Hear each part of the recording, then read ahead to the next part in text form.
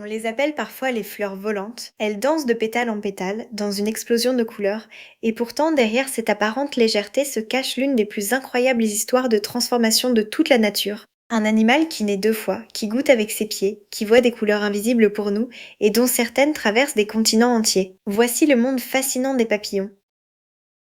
Le papillon appartient au grand ordre des lépidoptères qui regroupe les papillons de jour et les papillons de nuit. Au total, on compte plus de 180 000 espèces de lépidoptères sur Terre.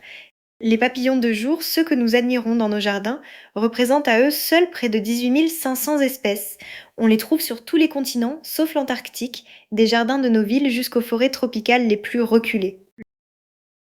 Leur nom scientifique, lépidoptère, signifie littéralement aile à écailles, car les ailes du papillon sont recouvertes de milliers de minuscules écailles disposées comme les tuiles d'un toit. Ce sont elles qui portent toutes les couleurs, certaines proviennent de véritables pigments, mais les plus éclatantes, les bleus métalliques, les reflets irisés, ne sont pas des pigments du tout, elles naissent de la façon dont la lumière se brise sur la microstructure des écailles, une couleur faite de lumière pure.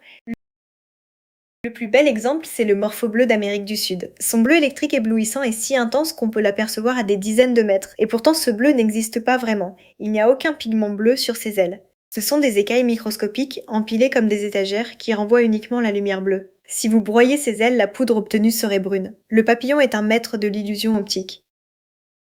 La vue du papillon dépasse la nôtre. Chacun de ses deux grands yeux est un œil composé formé de milliers de minuscules facettes, chacune avec sa propre lentille. Ensemble, elles forment une mosaïque du monde, très sensible au moindre mouvement. Mais surtout, le papillon voit des couleurs qui nous sont totalement invisibles, les ultraviolets. Sur les fleurs et même sur les ailes d'autres papillons se dessinent ainsi des motifs secrets, des signaux cachés que seuls leurs yeux savent lire. Voici l'un des faits les plus étonnants sur les papillons, ils goûtent avec leurs pieds. Sur leurs pattes se trouvent des récepteurs du goût.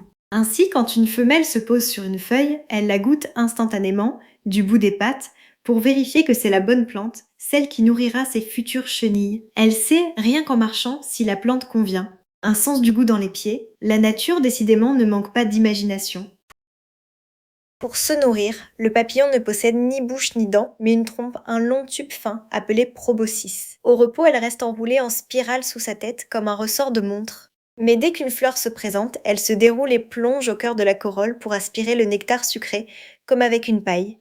Ce nectar est presque son unique carburant. Et en butinant ainsi de fleur en fleur, le papillon transporte le pollen et participe sans le savoir à la reproduction des plantes.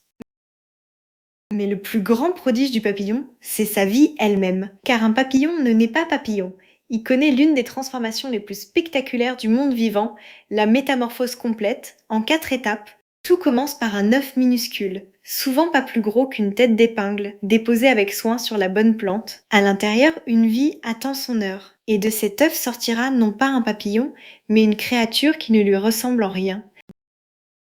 De l'œuf éclot une chenille. Sa vie n'a qu'un seul but, manger. Dès sa naissance, elle dévore d'abord sa propre coquille, puis les feuilles, sans relâche, jour et nuit.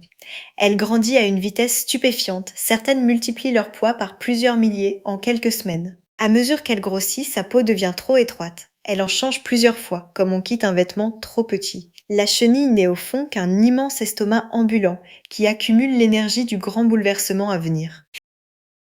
Puis, un jour, la chenille cesse de manger, elle cherche un endroit sûr, s'accroche la tête en bas et s'enferme dans une enveloppe, la chrysalide. À l'extérieur, tout semble immobile, endormi, mais à l'intérieur se joue l'un des plus grands miracles de la nature. Le corps de la chenille se défait presque entièrement, se transforme en une sorte de soupe de cellules. Et à partir de cette bouillie, un être totalement nouveau se reconstruit, pièce par pièce, des ailes, des pattes fines, une trompe, de grands yeux. Après des jours, parfois des semaines, la chrysalide se fend. Lentement, le papillon adulte en sort. À sa naissance, ses ailes sont molles, fripées, repliées contre son corps. Il pompe alors du liquide dans les nervures de ses ailes pour les déplier, puis attend, immobile, qu'elles durcissent au soleil. Enfin, il ouvre ses ailes toutes neuves et prend son premier envol. La chenille rampante est devenue une créature aérienne. La même vie et pourtant deux existences totalement différentes. Le papillon est un animal à sang froid, il ne produit pas sa propre chaleur. Or, ses muscles de vol ne fonctionnent qu'au-dessus de 27 degrés. Voilà pourquoi le matin on voit souvent les papillons immobiles, les ailes grandes ouvertes face au soleil. Ils ne se reposent pas, ils se réchauffent comme des panneaux solaires vivants. Leurs ailes captent la chaleur et la transmettent au corps. Sans le soleil, le papillon reste cloué au sol. C'est un enfant de la lumière dans tous les sens du terme. Le vol du papillon semble anarchique, fait de zigzags imprévisibles. Ce n'est pas de la maladresse, c'est une stratégie. Cette trajectoire en dents de scie rend le papillon très difficile à attraper pour un oiseau. Ralenti par une caméra rapide, son battement d'ailes révèle une mécanique complexe, où les deux ailes se tordent et claquent pour créer des tourbillons d'air porteur. Léger, irrégulier, imprévisible. Le vol du papillon est l'un des plus originaux de tout le règne animal. Après une si longue préparation, la vie du papillon adulte est souvent d'une brièveté bouleversante. Beaucoup ne vivent qu'1 à 2 semaines, tout juste le temps de se reproduire. Certaines espèces vivent quelques jours seulement. D'autres, au contraire, peuvent atteindre presque 1 an en passant l'hiver caché, engourdi, mais pour la plupart, le temps de l'adulte est compté. Toute cette beauté, ce vol, ces couleurs, ne durent souvent que le temps d'un été. C'est peut-être ce qui les rend si précieux. Certains papillons accomplissent pourtant des exploits qui défient l'imagination. Le plus célèbre est le monarque d'Amérique du Nord. Chaque automne, des millions d'entre eux quittent le Canada et les États-Unis pour rejoindre les forêts du Mexique, un voyage de plusieurs milliers de kilomètres. Le plus stupéfiant, aucun de ces papillons n'a jamais fait le trajet. Ce sont les arrière-petits-enfants de ceux partis l'année précédente. Et pourtant, ils retrouvent, génération après génération, exactement les mêmes arbres. Au terme de ce voyage, dans les montagnes du centre du Mexique, se déroule l'un des plus grands spectacles de la nature. Des dizaines de millions de monarques se rassemblent sur quelques hectares de sapins. Les arbres disparaissent sous les papillons, les branches ploient sous leur poids, et l'air tout entier vibre du frémissement de leurs ailes. Ils passent ainsi l'hiver, serrés les uns contre les autres pour se tenir chaud. Puis, au printemps, ils repartent vers le nord, et le grand cycle recommence. Le monarque n'est pas le seul grand voyageur. Un petit papillon orangé, la belle dame, réalise une migration encore plus longue. Sur un cycle complet, réparti entre plusieurs générations successives, elle parcourt jusqu'à 14 000 km, reliant l'Afrique tropicale au cercle polaire en franchissant le désert du Sahara et la mer Méditerranée. Pour un insecte de 2 grammes, c'est comme si chacun de nous faisait le tour de la Terre à pied. La fragilité ici cache une endurance prodigieuse. Fragile et sans défense, le papillon est une proie convoitée. Pour survivre, il a développé des ruses extraordinaires. Beaucoup, ailes fermées, imitent à la perfection une feuille morte ou une écorce et disparaissent sous nos yeux.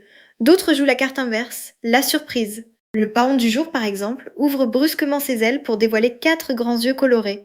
Face à ces faux regards d'un prédateur géant, l'oiseau attaquant recule, effrayé. Le temps d'un instant d'hésitation, le papillon s'est envolé. Certains papillons vont plus loin encore, ils mentent avec leurs couleurs.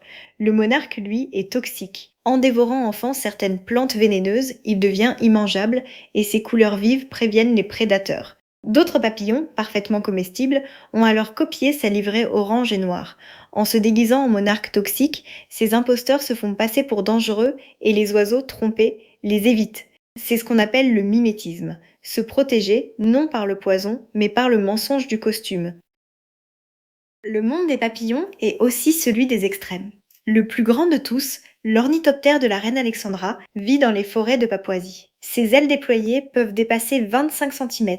On le confond de loin avec un oiseau, d'où son nom. À l'opposé, les plus petits papillons bleus tiennent, ailes ouvertes, sur un ongle. Entre ces deux extrêmes se déploie une variété de formes, de tailles et de couleurs presque infinies. Chaque espèce est une œuvre unique, façonnée par des millions d'années d'évolution. Parmi ces merveilles, une espèce semble presque irréelle, le papillon de verre d'Amérique centrale. Ses ailes sont transparentes comme du cristal.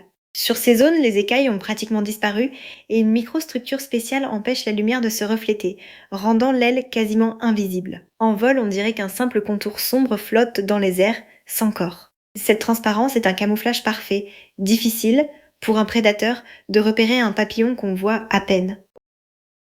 Au-delà de leur beauté, les papillons jouent un rôle capital. En butinant de fleur en fleur, ils transportent le pollen et participent à la pollinisation de très nombreuses plantes sauvages. Leurs chenilles nourrissent quantité d'oiseaux et d'autres animaux. Et parce qu'ils sont extrêmement sensibles aux moindres changements de leur environnement, les papillons sont de précieux indicateurs. Là où ils prospèrent, la nature se porte bien. Là où ils disparaissent, c'est tout un écosystème qui donne l'alerte. Or, aujourd'hui, les papillons disparaissent. Aux États-Unis, leur population ont chuté de 22% en seulement 20 ans. Les causes sont partout les mêmes, la destruction de leurs habitats, l'usage massif des pesticides et le dérèglement du climat qui bouleverse leur cycle et leur migration. Ces créatures qui ont traversé des millions d'années, survécues aux dinosaures, sont aujourd'hui menacées par nos activités. Le silencieux battement de leurs ailes est en train de s'éteindre, discrètement sous nos yeux. Mais rien n'est perdu. Le papillon nous rappelle qu'un être minuscule peut accomplir des miracles, renaître, traverser des continents, embellir le monde, et le protéger est à notre portée. Planter des fleurs sauvages, renoncer aux pesticides, laisser un coin de jardin en liberté, chacun de ces gestes offre un refuge à ces fleurs volantes. Préserver les papillons, c'est préserver la pollinisation, la couleur et cette part de merveilleux qui rend notre monde vivant. Car un monde sans papillons serait, tout simplement, un monde beaucoup plus triste.